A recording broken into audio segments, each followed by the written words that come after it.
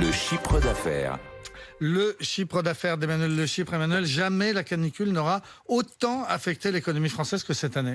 Oui, la grande canicule qui reste dans les mémoires, c'est celle de 2003. 2 semaines de très forte chaleur en août qui avait touché presque tous les départements. À la clé, nous avait dit l'INSEE, 0,1 à 0,2 points de croissance en moins sur l'année. Et au final, 2022 pourrait être pire. D'abord, on a eu le mois de mai le plus chaud de l'histoire depuis qu'on mesure les températures.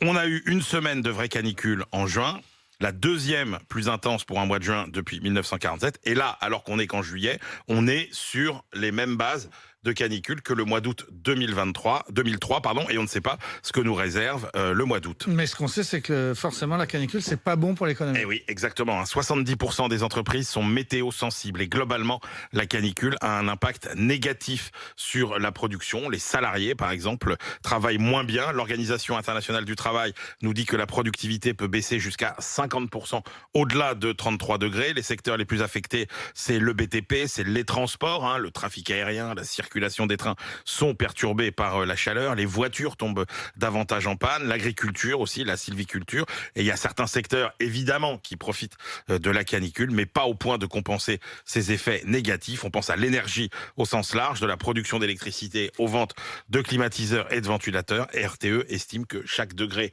au-dessus des températures normales de saison provoque une hausse des besoins identique à la consommation de la ville de Bordeaux. Et l'impact est aussi négatif sur la consommation ? Oui, parce qu'en général, on constate qu'il y a une baisse de fréquentation des magasins, achats de vêtements, produits alimentaires comme la viande, par exemple. En août 2003, tous ces produits-là avaient connu des baisses de vente d'à peu près 10%. Et puis aussi beaucoup de problèmes avec les fruits et légumes, plus rares, et les prix flambent à cause des mauvaises récoltes. Alors là encore, certains secteurs tirent leur épingle du jeu, les centres commerciaux climatisés, les cinémas, mais l'effet global, là encore, est négatif. En août 2003, la consommation avait baissé de 2,7%. Ce qui est sûr, c'est que ce sont des épisodes de plus en plus fréquents qui vont coûter de plus en plus cher. Et donc là, ce sera au moins 0,2 à 0,4 points de croissance en moins, sans doute, sur l'année à cause de ces canicules à répétition. Et ça coûte cher, donc les chaleurs. Merci Emmanuel Le Chypre.